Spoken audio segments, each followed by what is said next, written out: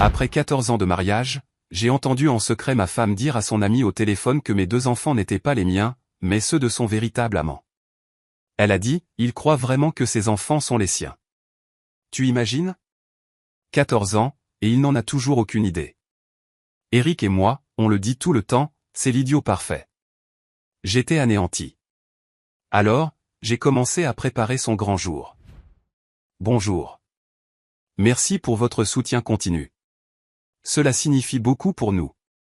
Si vous appréciez les histoires que nous partageons, veuillez vous abonner à cette chaîne. Ce serait formidable si vous pouviez également commenter pour nous dire de quelle ville vous nous regardez.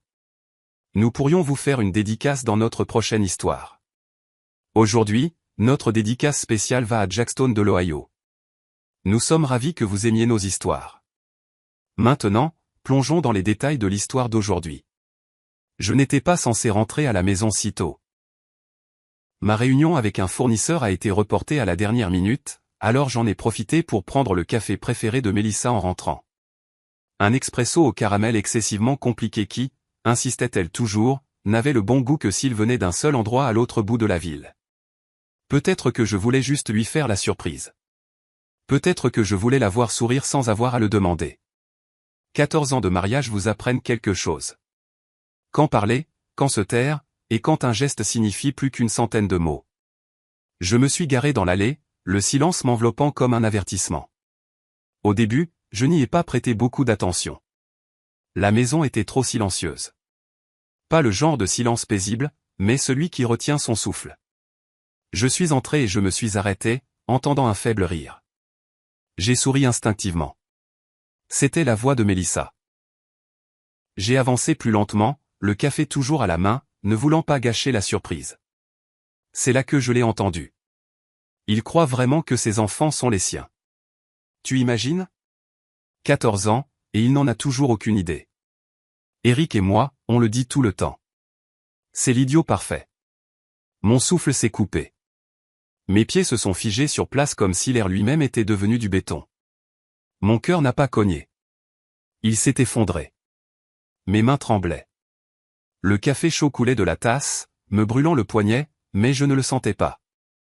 Je suis resté là, derrière le mur, à écouter la femme à qui j'avais consacré ma vie rire de moi comme d'une blague récurrente. Elle a continué à parler, inconsciente de ma proximité. Non, je ne me sens pas mal. Il était toujours occupé à monter cette entreprise. Il n'a pas vu les signes. D'ailleurs, les enfants lui ressemblent assez pour que ça passe. Et Eric, ça a toujours été lui. Toujours. La tasse m'est tombée des mains et s'est brisée. Pas assez fort pour l'alerter, mais assez pour marquer le moment où quelque chose en moi s'est brisé aussi. J'ai reculé lentement, chaque cellule de mon corps criant pour des réponses, pour la justice, pour une confrontation. Mais au lieu de cela, j'ai fait quelque chose d'encore plus difficile. Je suis resté silencieux.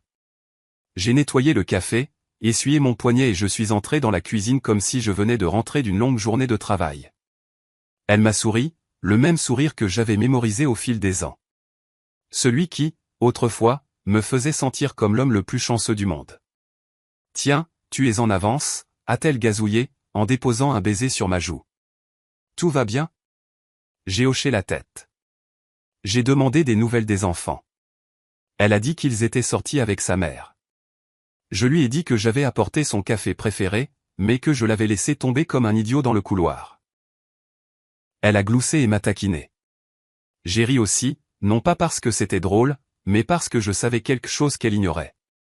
Le jeu avait changé. Je n'étais plus son idiot. J'étais maintenant son ombre. Et les ombres observent. Les ombres attendent. Ce soir-là, je me suis assis dans mon bureau à la maison et j'ai regardé les photos de famille sur mon étagère. 2 enfants souriants. Mélissa la tête contre mon épaule. Moi, le père fier, le mari aimant. Mais maintenant, les sourires semblaient mis en scène.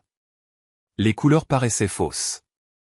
J'ai regardé longuement, fixement, jusqu'à ce que les visages deviennent des étrangers. J'ai ouvert un nouvel onglet et j'ai cherché des services de test ADN privés. J'en ai appelé un. Ils ont dit que les résultats pouvaient prendre une semaine. J'ai organisé l'envoi discret d'un kit sous le nom d'un ami. Puis j'ai appelé un détective privé, quelqu'un que j'avais utilisé une fois lors d'une fusion d'entreprise.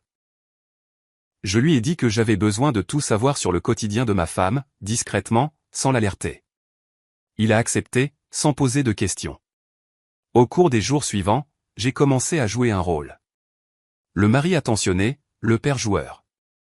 Je souriais plus que d'habitude. J'ai ramené des fleurs. J'ai même réservé une table pour deux dans son restaurant préféré. Mélissa, toujours bonne actrice, a joué le jeu. Elle a même dit à ses amis à quel point j'étais adorable ces derniers temps. Mais sous la surface, j'observais chaque mouvement, chaque coup d'œil à son téléphone, chaque petit rire secret, chaque sortie rapide pour faire les courses. Je la surveillais comme un investisseur surveille une action qu'il sait sur le point de s'effondrer. Quand le kit ADN est arrivé, j'ai attendu que les enfants soient endormis. Je me suis glissé dans leur chambre et j'ai délicatement prélevé des mèches de cheveux de leur brosse. J'ai tout manipulé avec soin, comme indiqué. J'ai tout scellé et je l'ai posté le lendemain matin en allant au travail. Je n'ai pas beaucoup dormi après ça. Chaque nuit, j'étais allongé dans le lit à côté d'elle, écoutant sa respiration, me demandant combien de mensonges elle murmurait dans son sommeil que je ne pouvais pas entendre. Me demandant depuis combien de temps elle avait planifié cela, me demandant s'il y avait des signes que j'avais manqués ou si je n'avais tout simplement pas voulu les voir. Les résultats sont arrivés un jeudi après-midi. J'étais dans mon bureau. J'ai ouvert l'email lentement, les mains froides malgré la chaleur extérieure. Mon estomac s'est noué en lisant les mots, probabilité de paternité, 0%. Pour les deux enfants. La pièce est devenue floue autour de moi. Mon identité de père s'est dissoute à cet instant. Ils n'étaient pas les miens. Pas biologiquement, pas par le moindre brin d'ADN. Mais il m'appelait toujours papa. Il courait toujours dans mes bras. Il croyait toujours que j'étais leur héros. J'ai fermé l'ordinateur portable et j'ai fixé le mur, sentant chaque battement de cœur comme un coup de feu dans ma poitrine. Mais ensuite, lentement, je me suis redressé. Je me suis essuyé le visage. J'ai regardé dans le miroir et je me suis dit, ce n'est pas comme ça que ton histoire se termine. Le lendemain de l'arrivée des résultats ADN, le monde a continué à tourner comme si de rien n'était. Les oiseaux chantaient toujours. La circulation était toujours dense sur l'autoroute. Mélissa m'a toujours embrassé sur la joue et m'a dit de passer une bonne journée. Mais à l'intérieur de moi, quelque chose avait changé de façon permanente. Je n'étais plus seulement un mari. J'étais un homme debout dans une maison en feu, prétendant que tout allait bien tout en traçant secrètement chaque issue de secours. Je n'étais pas intéressé par la réaction. J'étais intéressé par l'idée d'effacer son confort et de m'assurer que chaque sourire qu'elle me ferait à partir de ce moment ne ferait qu'alimenter ma stratégie. Je suis allé travailler comme d'habitude, mais je n'arrivais pas à me concentrer. Je fixais mon ordinateur portable tandis que les feuilles de calcul clignotaient devant moi. Le nom d'Éric apparaissait sur deux des contrats de fournisseurs de l'entreprise. Je me suis souvenu comment je l'avais aidé à monter sa première entreprise de construction il y a des années, à l'époque où il était fauché et squattait notre canapé après une mauvaise rupture. À l'époque, Mélissa avait dit « aide-le.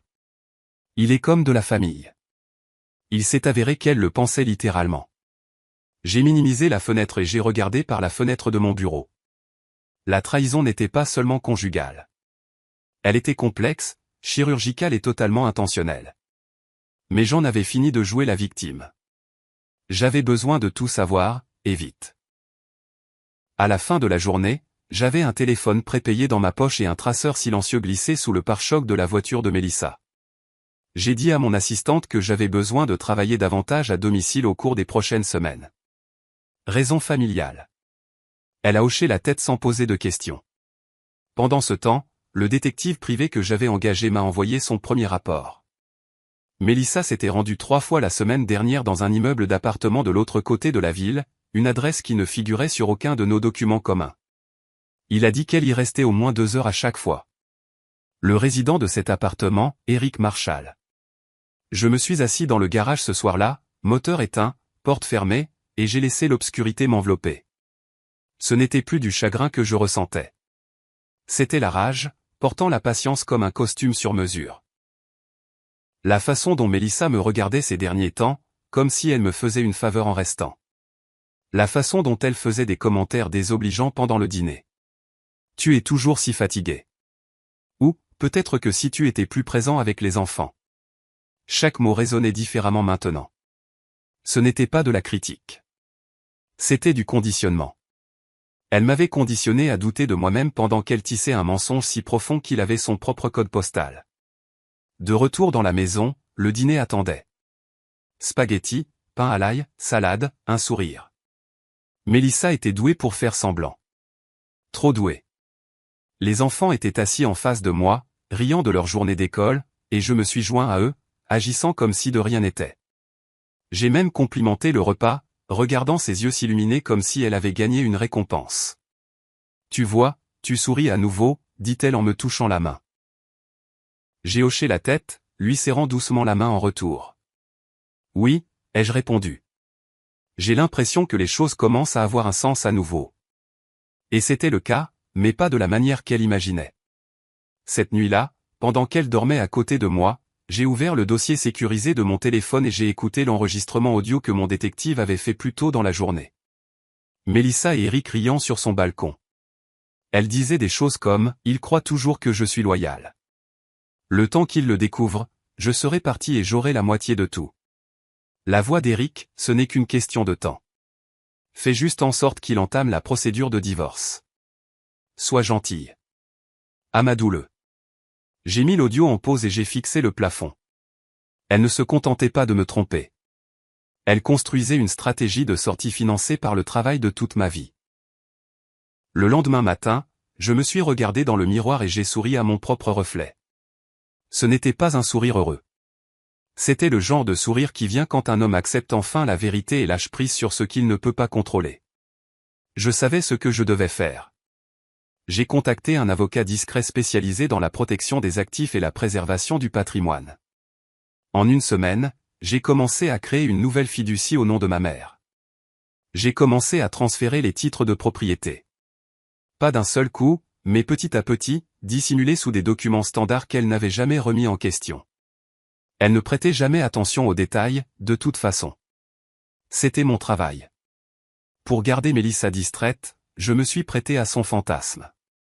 Je lui ai acheté un sac de créateur qu'elle convoitait. J'ai organisé une journée au spa pour elle et ses amis. Je lui ai même dit que j'envisageais de faire une pause dans mon travail pour renouer avec la famille. Elle a tout gobé. Chaque jour où elle croyait que je m'adoucissais était un jour de plus qui me rapprochait de la fermeture de toutes les portes derrière elle. Le détective continuait de me fournir des photos et des eurodatages. L'appartement d'Eric, des retraits en espèces, une carte de crédit cachée. Elle se préparait pour sa fuite, mais ce qu'elle ne savait pas, c'est que je me préparais à la faire tomber. Puis, un soir, quelque chose d'inattendu s'est produit. Mon aîné, Mason, est venu dans mon bureau et a dit « Papa, je peux te parler ?» J'ai hoché la tête. Il avait l'air nerveux. Maman a dit que si vous vous sépariez, on irait probablement vivre avec oncle Eric. C'est vrai? Mon cœur s'est arrêté. J'ai gardé ma voix calme et j'ai dit « Pourquoi tu demandes ça ?» Il a haussé les épaules. Je l'ai entendu parler au téléphone. Je ne veux pas vivre avec lui. Il est bizarre. Je l'ai serré fort dans mes bras, cachant la tempête qui faisait rage en moi. Même les enfants étaient des pions dans son plan de sortie. C'est à ce moment-là que j'ai décidé qu'il n'y aurait aucune pitié. Eric avait toujours été là.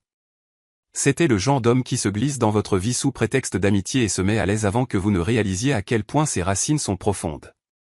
Je l'ai rencontré lors d'un projet de développement immobilier il y a 10 ans. À l'époque, il sortait d'une start-up ratée et avait besoin de travail. J'ai vu du potentiel en lui. Il était un peu brut de décoffrage, mais il avait du charme, du charisme et assez de désespoir pour dire oui à tout. Je l'ai pris sous mon aile, lui ai donné un rôle dans mon entreprise, l'ai laissé dormir dans notre chambre d'amis pendant 6 mois. Je lui ai même donné une seconde chance quand il a volé de l'argent d'un fonds de projet et l'a rendu le lendemain, suppliant mon pardon. Mélissa était celle qui m'avait convaincu de le garder. Il fait partie de la famille maintenant, avait-elle dit avec un doux sourire. J'aurais dû savoir à ce moment-là. Le détective m'a envoyé un rapport complet ce matin-là. Mélissa se rendait chaque semaine à l'appartement d'Eric, mais ce qui m'a retourné l'estomac n'était pas la fréquence. C'étaient les photos. Elle en tenue de sport, portant des courses chez lui, elle partant tard le soir dans un de mes vieux sweats à capuche. Elle l'embrassant sur le parking avec le genre d'affection qu'elle me réservait autrefois. Il n'y avait aucune honte, aucune hésitation. L'horodatage montrait que ces visites remontaient à près d'1 an. La trahison n'était pas nouvelle. Il m'avait juste fallu tout ce temps pour voir la pourriture sous la surface. J'ai fixé une photo d'Éric tenant la main de ma fille alors qu'ils entraient dans un centre commercial. Ma fille. Et c'est là que quelque chose en moi s'est durci de manière irréversible. J'ai commencé à examiner chaque dossier financier qu'Éric avait jamais touché au sein de mon entreprise. J'ai découvert des anomalies, de petites sommes manquantes, régulières, au fil du temps, des dépenses mal déclarées, des accords douteux avec des fournisseurs. J'ai demandé à mon comptable de creuser plus profondément. Ensemble, nous avons découvert une société écran qu'Éric avait créée, enregistrée sous un autre nom, mais recevant des paiements mensuels de mes comptes professionnels. Mélissa avait approuvé certains d'entre eux en tant que ma mandataire pendant que j'étais en voyage d'affaires. Ils ne se contentaient pas de coucher ensemble. Ils siphonnaient les fruits de mon travail tout en riant dans ma maison, mangeant ma nourriture, assis à ma table. Ils m'avaient transformé en un compte en banque ambulant. Ce soir-là, je me suis assis seul dans le salon, fixant les photos encadrées sur le mur. Il y en avait une d'un voyage en famille en Floride. Mélissa en robe d'été, moi tenant les 2 enfants, et Éric assis à côté de nous avec un sourire qui ressemblait maintenant à un masque. Je lui avais tout confié. Ma maison, mes enfants, mon entreprise. Et il avait tout pris et m'avait craché au visage derrière un sourire. J'ai pris le cadre photo, les regardé, puis je l'ai calmement retiré du mur et les posé face contre table. Cette photo avait été un mensonge, mais la vérité était maintenant mon arme. Mélissa a commencé à agir avec plus d'audace dans les jours qui ont suivi. Elle a suggéré que nous vendions l'une des propriétés locatives pour libérer des liquidités. J'ai accepté en souriant, puis j'ai immédiatement transféré l'acte de propriété à ma mère et les classé comme un bien familial privé. Elle a également commencé à poser plus de questions sur notre entreprise. Que arriverait-il à tout si quelque chose t'arrivait? A-t-elle demandé pendant le dîner, en roulant des spaghettis sur sa fourchette comme si c'était un soir comme les autres. Tu veux dire, si je mourais, ai-je répondu. Elle a eu un rire nerveux. Je suis juste curieuse. C'est intelligent de planifier ces choses. Je lui ai dit de ne pas s'inquiéter. Je planifiais tout, jusqu'au moindre détail. J'ai commencé à contacter des experts juridiques sous de faux noms. J'avais besoin d'une protection à toute épreuve, non seulement contre ces mensonges, mais contre tout piège juridique qu'elle préparait. Je savais ce qu'elle cherchait. Elle pensait qu'une fois le divorce demandé, elle repartirait avec la moitié. Elle n'avait aucune idée que je réécrivais les règles dans son dos. Elle n'avait aucune idée que c'était moi qui préparais la fin de partie, pas elle. J'ai commencé à planter des graines avec mon avocat pour demander le divorce pour infidélité et faute financière. J'avais des enregistrements audio. J'avais des relevés bancaires. J'avais des preuves visuelles. Et bientôt, je l'aurais acculé. Le week-end suivant, nous avons assisté à un barbecue de quartier. Éric était là. Je ne l'avais pas vu en face à face depuis que j'avais appris la vérité. Quand il s'est approché de moi avec son sourire caractéristique et a dit « Frérot, ça fait longtemps », j'ai souri. Je l'ai serré dans mes bras. Je lui ai tapé dans le dos. Je lui ai même tendu une bière. Et à l'intérieur, j'imaginais le traîner par le col jusqu'au sol et lui demander combien de temps il comptait porter ma vie comme un costume. Mais j'ai tenu bon. Il a plaisanté sur nos années d'université. Mélissa a ri à ses côtés. Je les ai regardés tous les deux et j'ai ri aussi, parce que l'heure des comptes n'était plus une question. Elle était programmée. Cette nuit-là, j'ai de nouveau regardé Mélissa dormir. J'ai été frappé par son air paisible, par le fait qu'elle ne méritait absolument pas cette paix. J'ai pensé à la première fois où je lui ai dit que je l'aimais, à la façon dont ses yeux se sont illuminés, à la façon dont elle a pris ma main. Je me suis souvenu du jour de notre mariage, de la pluie, du baiser, de la promesse. Mais je me suis aussi souvenu d'autre chose. Le son de sa voix lors de cet appel téléphonique. Il croit toujours que ses enfants sont les siens. Cette voix n'était pas celle de la femme que j'avais épousée. C'était une étrangère. Et j'en avais fini de dormir à côté d'une étrangère. On dit que la trahison endurcit un homme, mais ce qu'on ne vous dit pas, c'est la force qu'il faut pour continuer à saigner devant votre traître sans sourciller. C'est ce que j'ai fait pendant des semaines. Me réveiller à côté de Mélissa, préparer le petit déjeuner, jouer avec les enfants, et l'embrasser sur le front comme si je n'étais pas en train de démolir discrètement notre monde en coulisses.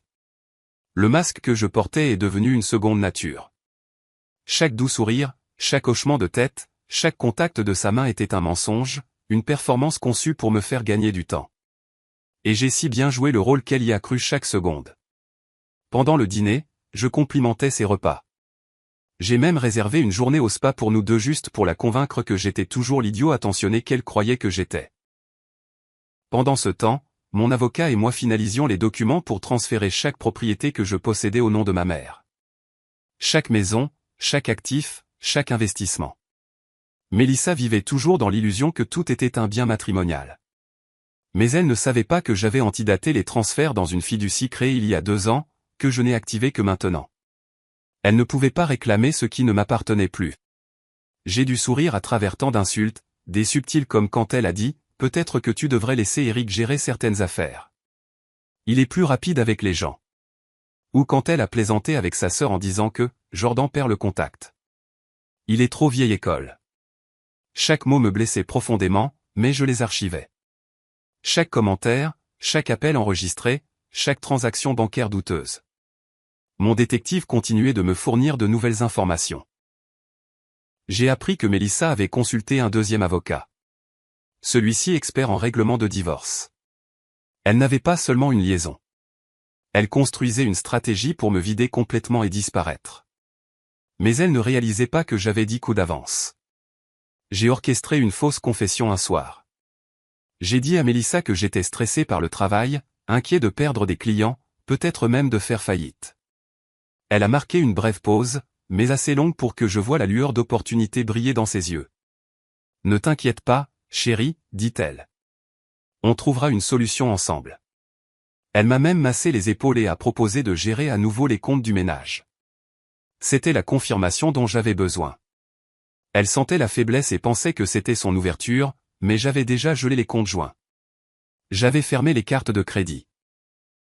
Elle ne l'avait juste pas encore réalisé parce que les factures étaient toujours payées par un fonds de secours que j'avais créé au nom de ma mère. Je l'observais chaque jour comme un scientifique observe un sujet. Ses mouvements étaient calculés, mais son arrogance la rendait négligente. Elle a commencé à mentionner plus souvent le nom d'Eric dans les conversations, comme si elle me préparait à la nouvelle normalité qu'elle finirait par dévoiler. Elle plaisantait sur la chance que nous avions d'avoir un ami comme lui. Une fois, je l'ai surprise en train de regarder une photo des enfants avec un regard étrange, presque comme de la culpabilité, mais cela a disparu quand elle m'a vu l'observer. Mélissa ne prévoyait pas seulement de partir. Elle prévoyait de réécrire l'histoire pour que je sois le méchant. Et c'était la partie que je ne pouvais pas laisser faire. Ma mère a appelé un après-midi, inquiète. « Ça va, Jordan ? Tu as l'air détaché. » Je l'ai assuré que tout allait bien, mais elle a insisté. « Qu'est-ce qui se passe entre vous deux ?» J'ai fait une longue pause. Puis j'ai dit, « Rien dont tu doives t'inquiéter pour l'instant, maman. Mais si jamais je te demande de signer quelque chose, fais-moi simplement confiance et fais-le. » Elle a hésité, puis a dit, « D'accord. » C'est ainsi que j'ai su que je devais finir ça sans que personne d'autre ne soit pris dans les décombres. Je devais isoler le cancer et l'exciser chirurgicalement. J'ai commencé à préparer la présentation. Cela semblait absurde d'une certaine manière, de concevoir un PowerPoint sur sa propre trahison. Mais j'en avais besoin. J'avais besoin que tous ceux qui avaient toujours vu Mélissa comme une douce épouse souriante voient la vérité. J'ai rassemblé les journaux de texte, les relevés bancaires, les photos, les transcriptions d'appels. Je les ai organisés en dossiers. Vol financier, preuve d'infidélité, journaux de surveillance, mobile juridique. Chaque preuve était une balle que je tirerais en un seul coup soigneusement visée. Mais je n'étais pas prêt à appuyer sur la gâchette. Pas encore. Le timing était essentiel. Et son anniversaire approchait à grands pas. Mélissa avait planifié son anniversaire comme un gala royal. Pas grand, juste intime, disait-elle. Des amis proches, quelques parents, Eric, bien sûr. Elle n'avait aucune idée que je préparais quelque chose de bien plus mémorable. Je veux juste quelque chose de significatif cette année, m'a-t-elle dit en sirotant du vin dans notre jardin. J'ai hoché la tête. Tu t'en souviendras certainement, ai-je répondu, et je le pensais. L'image de son visage quand la vérité exploserait devant son cercle intime tournait en boucle dans ma tête comme un film. Je ne pouvais pas m'arrêter de le regarder. C'était la seule chose qui rendait le simulacre supportable. Je lui ai donné tout ce qu'elle voulait dans les semaines précédant ce jour. Je l'ai même emmené faire du shopping. J'ai ri à ses blagues. Je l'ai regardé tournoyer dans de nouvelles robes et lui ai demandé quelle couleur la rendait la plus belle. Je l'ai écouté dire à son amie au téléphone qu'elle avait enfin Jordan là où elle le voulait. Chaque faux moment nourrissait sa confiance. Chaque sourire de façade m'achetait un peu plus de contrôle. Elle ne savait pas que j'avais déjà changé les serrures de la maison de plage ou que le dernier document que j'avais déposé cette semaine la rendait inéligible à une pension alimentaire. Elle pensait avoir le temps. Elle pensait avoir le pouvoir. Mais tout ce qu'elle avait, c'était un compte à rebours. Et le chronomètre était presque à zéro. Alors que la dernière semaine avant l'anniversaire de Mélissa approchait, je sentais la tension vibrer sous ma peau comme un faible courant électrique. Chaque moment que nous passions ensemble ressemblait au calme avant la tempête. Toujours lourd, épais d'un poids que moi seul pouvais sentir. Je parcourais la maison comme si c'était un décor de théâtre, et j'étais le seul à savoir que le scénario était sur le point de basculer. Mélissa n'avait aucune idée. Elle était occupée à finaliser la liste des invités, à s'agiter pour le parfum du gâteau et à choisir la robe parfaite. Pendant ce temps, je finalisais des documents, éditais une présentation et préparais une démolition contrôlée de notre vie. Une démolition qui se produirait devant les personnes qu'elle voulait le plus impressionner. J'avais déjà transféré la dernière propriété au nom de ma mère, discrètement, sans bruit, sans confrontation. Même la maison de vacances où Mélissa pensait que nous prendrions notre retraite, disparut. La seule chose à laquelle elle avait techniquement encore accès était le SUV familial. Et c'était seulement parce que je n'avais pas encore eu le temps de transférer le bail. Cela semblait parfois surréaliste d'être assis en face d'elle au dîner pendant qu'elle rayonnait en disant « Cette année, j'ai l'impression qu'elle porte chance ». Je souriais, hochais la tête, trinquais à son anniversaire et pensais « Ta chance s'arrête à la seconde où les lumières se tamiseront et où l'écran s'allumera ». J'étais stratégique concernant la liste des invités. Je l'ai subtilement poussé à inviter certaines personnes, son patron, sa cousine Mia, 2 de nos vieux amis d'université, et bien sûr, Eric. L'idée était de remplir la pièce de ceux qui la respectaient et croyaient qu'elle avait le mariage parfait. Je voulais que la chute soit longue et dure, et je voulais des témoins. Mon avocat a dit que je marchais sur le fil du rasoir, que l'humiliation publique pourrait se retourner contre moi au tribunal des divorces. Mais je ne cherchais pas la sympathie d'un juge. Je cherchais à la dépouiller de toutes les illusions dont elle s'était drapée. Et j'avais plus qu'assez de preuves pour justifier chaque action. Le technicien que j'avais engagé, le même qui avait aidé à sécuriser les serveurs cloud de notre entreprise, me devait une faveur. Je lui ai dit que j'avais besoin d'une installation de streaming privé, une qui me permettrait de projeter un montage vidéo pendant la fête sans alerter Mélissa. Il m'a construit une séquence programmée. Au moment où je cliquerais sur un seul fichier, il lancerait une boucle de preuves, enregistrements vocaux, photos, et enfin un PDF en plein écran des résultats du test ADN. Je l'ai testé 2 fois dans mon bureau, et les 2 fois, cela a fonctionné parfaitement. J'ai regardé les extraits seuls, les laissant me piquer une dernière fois avant de les utiliser comme des armes. J'ai passé cette dernière nuit à répéter ce que j'allais dire. Je ne voulais pas que ça sonne amer. Je ne voulais pas crier ou faire une scène. Je voulais être calme, froid, mesuré. Je voulais que chaque mot tranche net, pas qu'il s'écrase bruyamment. J'ai pratiqué le discours en me regardant dans le miroir, étudiant mon reflet comme un homme étudie un champ de bataille avant d'y entrer. Joyeux anniversaire, Mélissa, ai-je murmuré au miroir. 14 ans, 2 enfants, et un mensonge magistralement conçu. Et je te remercie, parce que maintenant, je vois tout. J'ai fait une pause. Je n'avais pas besoin d'en dire beaucoup plus. Les preuves parleraient d'elles-mêmes. Le matin de la fête, Mélissa était pleine d'énergie. Elle tourbillonnait dans la cuisine en peignoir, fredonnant pour elle-même. Ce soir va être si spécial, dit-elle, passant ses doigts dans mes cheveux pendant que je buvais mon café. Je le sens. J'ai souri dans ma tasse et j'ai répondu, ça va être inoubliable. Et ça le serait, mais pas pour la raison qu'elle imaginait. J'ai suivi le mouvement ce jour-là comme un fantôme piégé dans un souvenir. J'ai aidé les traiteurs à s'installer, j'ai arrangé les chaises, j'ai vérifié les étiquettes des invités et je me suis assuré que le câble du projecteur était bien caché. J'ai même envoyé un texto à Eric en disant « Hâte de te voir, mec. Ça fait trop longtemps. » La maison s'est remplie de rires et de bavardages. À 18h, les amis sont arrivés avec du vin. Les collègues de Mélissa ont apporté des fleurs, et Eric est entré, portant une de ses chemises impeccables, les bras ouverts pour une accolade. Je lui en ai donné une longue, du genre qui détend un homme. Je lui ai servi un verre moi-même et j'ai trinqué aux bons amis et aux jours meilleurs à venir. Mélissa était radieuse. Robe argentée, boucle souple, rayonnante de confiance. Elle m'a embrassé sur la joue devant tout le monde et a murmuré « Merci d'avoir rendu tout ça si parfait. » Je l'ai embrassé en retour. De rien. Maintenant, rendons-le vraiment inoubliable. Vers 19h15, quelqu'un a teinté son verre et a dit « Discours. » Discours. Mélissa a ri et m'a montré du doigt. « Allez, Jordan, dit-elle, les yeux brillants de joie. Dis à tout le monde à quel point tu m'aimes. » Je me suis avancé, tenant mon verre. Mes mains ne tremblaient pas. Ma voix ne s'est pas brisée. J'ai pris une profonde inspiration et j'ai souri à la foule. Merci à tous d'être venus. Ça signifie beaucoup de voir tant de visages qui ont fait partie de nos vies.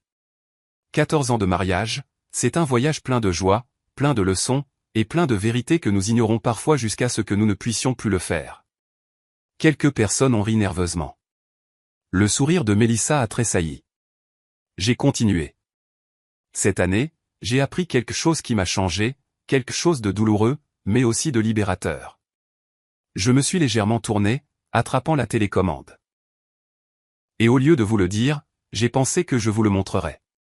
J'ai appuyé sur le bouton. Les lumières se sont tamisées. L'écran s'est allumé. Et dans ce silence, tout ce que j'avais porté seul pendant des semaines a enfin eu une voix. Mélissa s'est tournée pour regarder, et la première photo à l'écran était d'elle embrassant Eric sur un parking, la nuit. La pièce est devenue silencieuse comme si un interrupteur avait été actionné. La photo a figé le temps. L'image de Mélissa et Eric s'embrassant sous la lueur d'un lampadaire. Indubitablement proche, incontestablement intime. Des murmures de stupeur ont parcouru l'assemblée. Une des collègues de Mélissa a laissé tomber son verre de vin. Je n'ai pas dit un mot. Je suis juste resté là, la télécommande dans une main, regardant le visage de ma femme passer de la confusion à l'horreur. Elle a regardé autour d'elle comme pour supplier quelqu'un de lui dire que c'était une farce. Mais la diapositive suivante est apparue avant qu'elle ne puisse reprendre son souffle. Des relevés bancaires, des transactions sortant de notre compte joint vers l'entreprise fictive d'Eric, mois après mois. Les lèvres de Mélissa se sont entr'ouvertes, mais aucun son n'en est sorti. Puis sa cousine Mia s'est levée lentement, chuchotant quelque chose à son mari. Mon avocat m'avait prévenu que ce serait le moment où elle pourrait s'effondrer ou exploser. Je m'étais préparé aux deux, mais ce que j'ai vu à la place était pire que l'un ou l'autre. Elle a essayé de rire. Ce n'est pas drôle, Jordan, dit-elle, la voix tremblante. Éteins ça. Mais je ne l'ai pas fait. La diapositive suivante était un clip audio. Sa voix, claire et suffisante, parlant à Eric. Le temps qu'il le découvre, je serai parti loin avec la moitié de ses biens. Il est si naïf, il me remercierait probablement en partant. Le rire dans la pièce s'est complètement éteint. Même Eric, qui se tenait près de la porte-fenêtre, s'est figé. Son verre était suspendu en l'air, intact. Sa confiance s'est évanouie comme une ombre à l'aube. J'ai légèrement augmenté le volume pour que personne ne puisse manquer ce qui allait suivre. Mélissa décrivant comment elle m'avait manipulé, comment les enfants n'étaient pas les miens, comment elle attendait juste le bon moment pour s'enfuir. Et puis, comme chorégraphié pour la cruauté, la diapositive finale, le scan PDF des résultats ADN. Probabilité de paternité, 0%. Pour les deux enfants. J'ai laissé l'image à l'écran. Je l'ai regardée. Je n'ai pas cligné des yeux. Ses jambes ont fléchi et elle a trébuché contre le mur, la main agrippant la table derrière elle. Tu es dégoûtant, m'a-t-elle sifflé. Tu as tout gâché.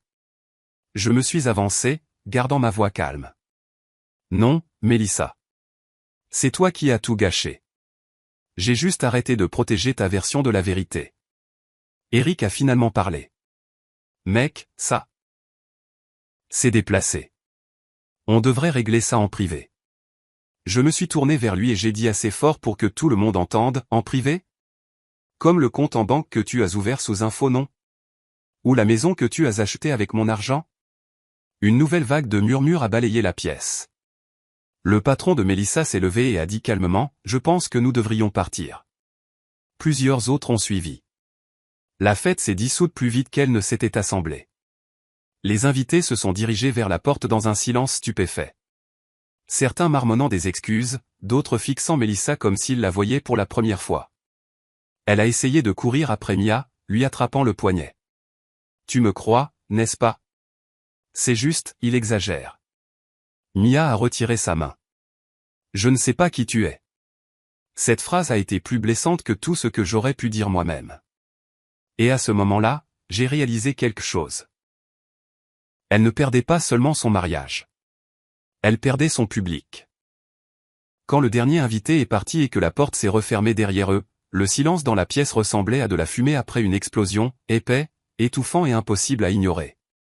Mélissa s'est tournée vers moi, le visage plein de fureur et de désespoir. « Tu penses que ça te rend fort? Tu m'as humilié. Tu as fait de nos vies un cirque. » Je me suis approché, gardant ma voix égale.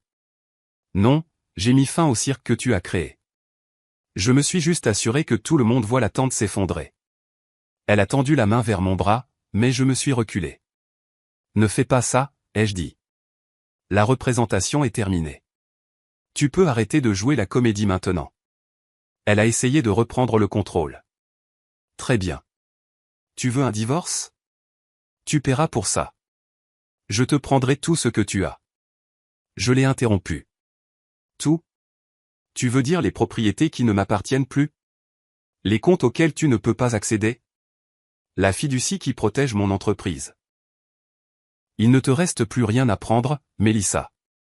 Tu as déjà assez pris. » Elle avait l'air stupéfaite. « Perdu. Tu as tout transféré? » J'ai hoché la tête. « Il y a 2 mois. Juste après l'arrivée des résultats ADN. Je savais exactement ce que tu essayais de faire, alors je me suis assuré que tu repartirais avec exactement ce que tu as apporté dans ce mariage. » Rien. Elle est restée silencieuse, la mâchoire tremblante. Son téléphone a vibré. Elle l'a ignoré. Je suis passé devant elle jusqu'à la table de la salle à manger, j'ai sorti un dossier manille et je l'ai posé. « Ta copie des papiers du divorce. Déjà déposé. Tu seras officiellement notifié demain matin, mais j'ai pensé te donner un cadeau d'anniversaire en avance. » Elle a ouvert le dossier avec des mains tremblantes. Ses yeux ont parcouru les premières lignes, puis sont revenus vers moi. « Tu es sérieux? » J'ai hoché la tête. Je n'ai jamais été plus sérieux de ma vie. Puis je me suis retourné, je suis monté à l'étage et je l'ai laissée seule au milieu des ruines de la vie qu'elle pensait contrôler. Cette nuit-là, je n'ai pas dormi. Non pas parce que j'étais brisé, mais parce que finalement, je ne l'étais plus. J'étais allongé sur le lit de la chambre d'amis, fixant le plafond, écoutant les sons calmes d'une maison qui n'était plus remplie de mensonges. Mon téléphone a vibré une fois. Un numéro inconnu. Je n'ai pas répondu. Je n'avais plus rien à expliquer et plus rien à cacher. J'ai pensé aux enfants, à la manière dont je leur annoncerais la vérité, doucement, avec précaution. Ils étaient innocents. Je prendrais toujours soin d'eux, même s'ils n'étaient pas les miens par le sang. Mais Mélissa, elle avait écrit sa propre fin de sa propre plume. Le matin est venu tranquillement, mais l'air semblait différent, plus léger. Pour la première fois depuis des semaines, je me suis réveillé sans l'angoisse qui pesait sur ma poitrine.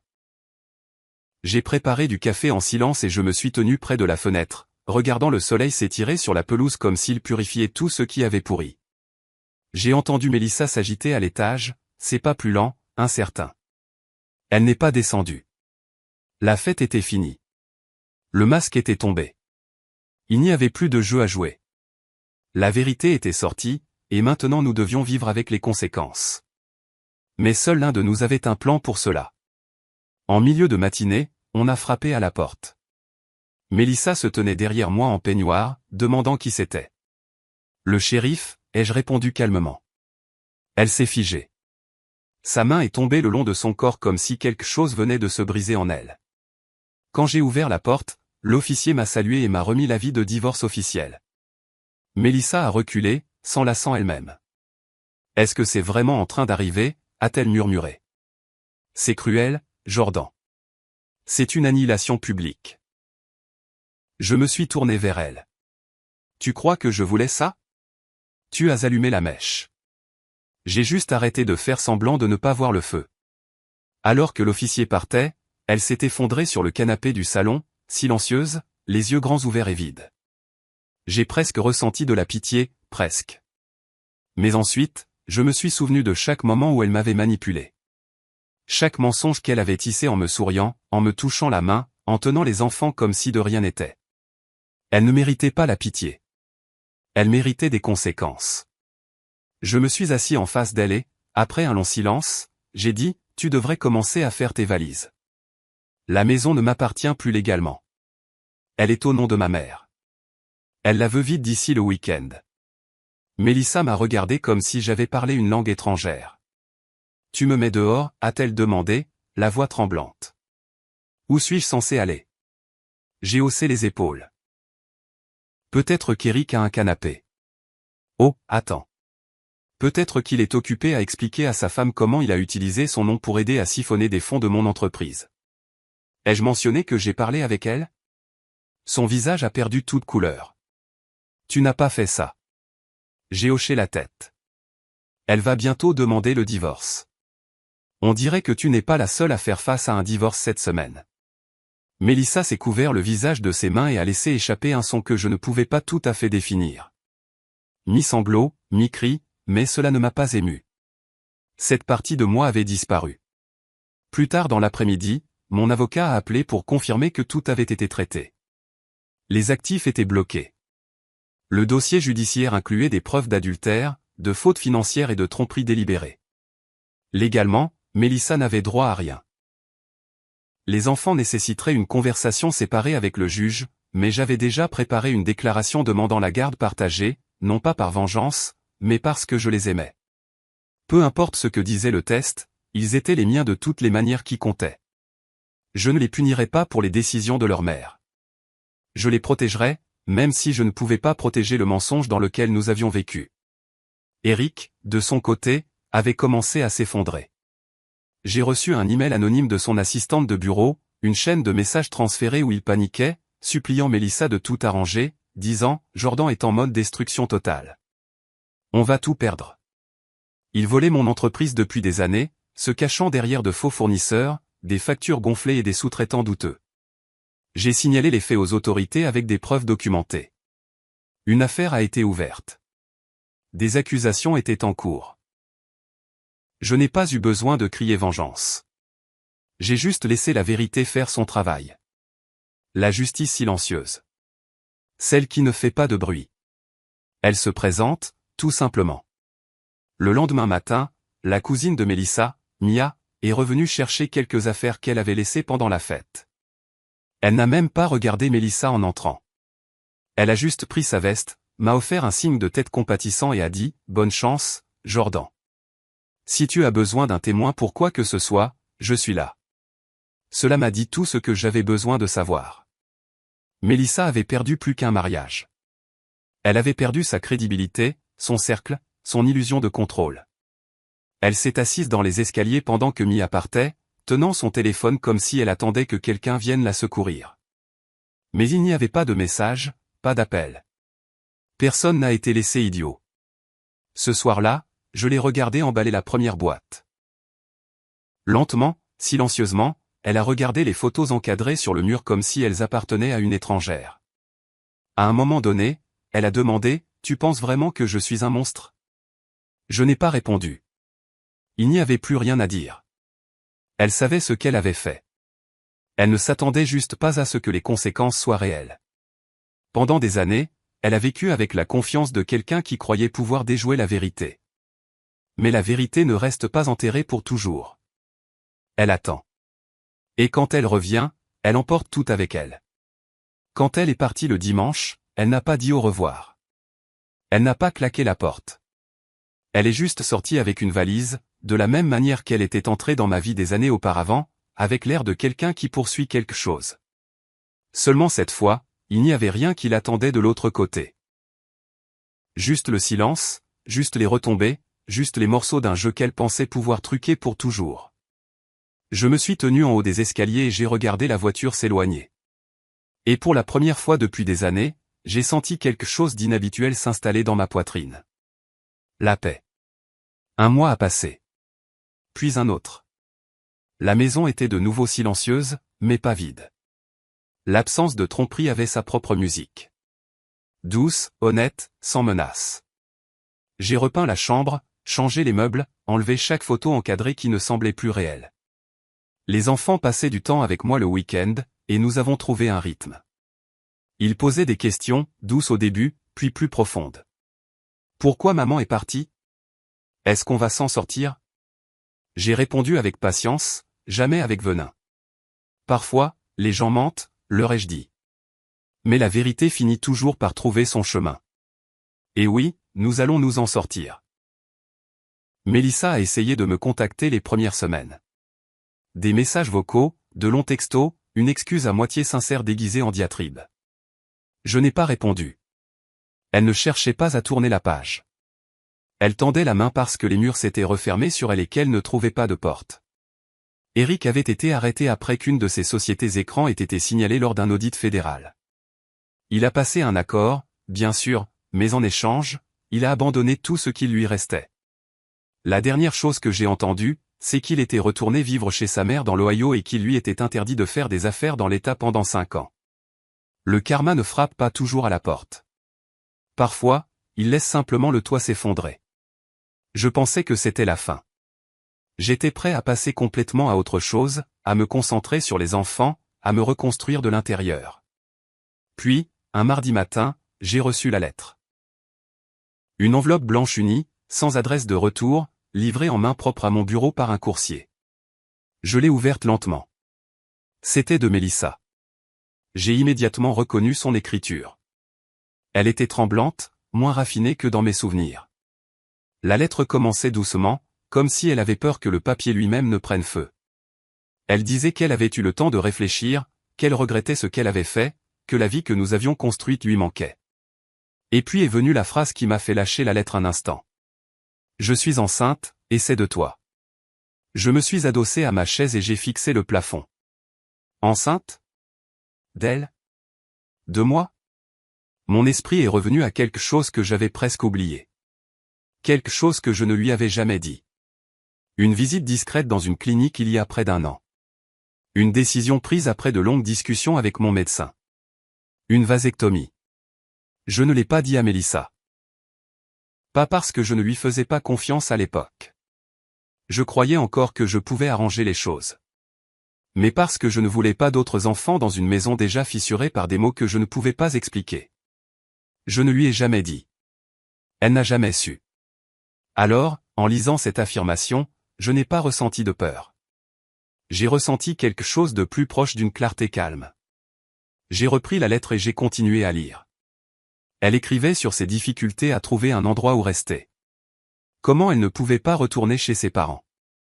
Il lui avait coupé les ponts après la fête. Comment Eric s'était retourné contre elle quand la situation s'était envenimée. Elle prétendait vouloir être copard, repartir à zéro. Peut-être pourrions-nous reconstruire quelque chose, même si ce n'est qu'en tant qu'amis. J'ai plié la lettre soigneusement et l'ai placée dans le tiroir du bas de mon bureau. Je n'avais pas besoin de répondre. La vérité se révélerait bien assez tôt, comme elle l'avait toujours fait. Ce week-end-là, j'ai emmené les enfants au lac. Il faisait chaud, c'était paisible. Mason a essayé de pêcher pendant que Léa construisait un château de sable au bord de l'eau. Je les regardais, fier et un peu le cœur brisé à la fois. Ils n'étaient pas les miens par l'ADN, mais ils étaient les miens de toutes les manières qui comptaient. J'ai appris à Mason à faire du vélo. J'ai tenu Léa dans mes bras la première fois qu'elle a eu une crise d'asthme et qu'elle a cru que le monde s'arrêtait. J'avais embrassé des genoux écorchés, aidé aux devoirs de maths, lu des histoires avant de dormir. Ce n'est pas la biologie qui les a élevés. C'est moi. Et je continuerai à le faire, quoi qu'il arrive. Ce soir-là, alors qu'ils dormaient dans leur chambre, je me suis assis sur le porche, sirotant un thé, enveloppé dans une couverture. J'ai pensé au pardon, non pas pour elle, mais pour moi-même. Pour être resté trop longtemps, pour avoir douté de mes instincts, pour avoir laissé l'amour m'aveugler jusqu'au silence. J'ai pardonné à l'homme que j'étais parce qu'il ne savait pas mieux.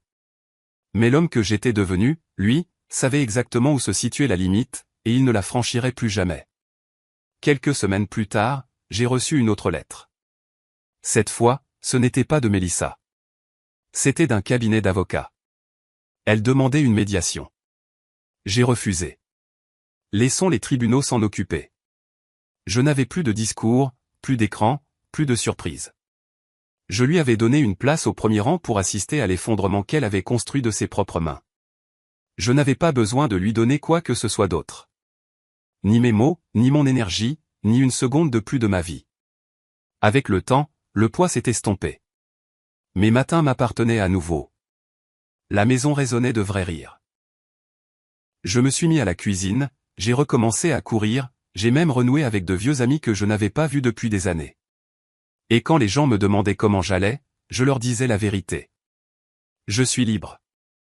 Si cette histoire vous a tenu en haleine jusqu'à la fin, n'oubliez pas de cliquer sur le bouton j'aime, de laisser vos pensées dans les commentaires et de vous abonner pour plus d'histoires puissantes et authentiques qui exposent la trahison, célèbrent la justice et nous rappellent à tous la force du silence. À bientôt dans notre prochaine histoire.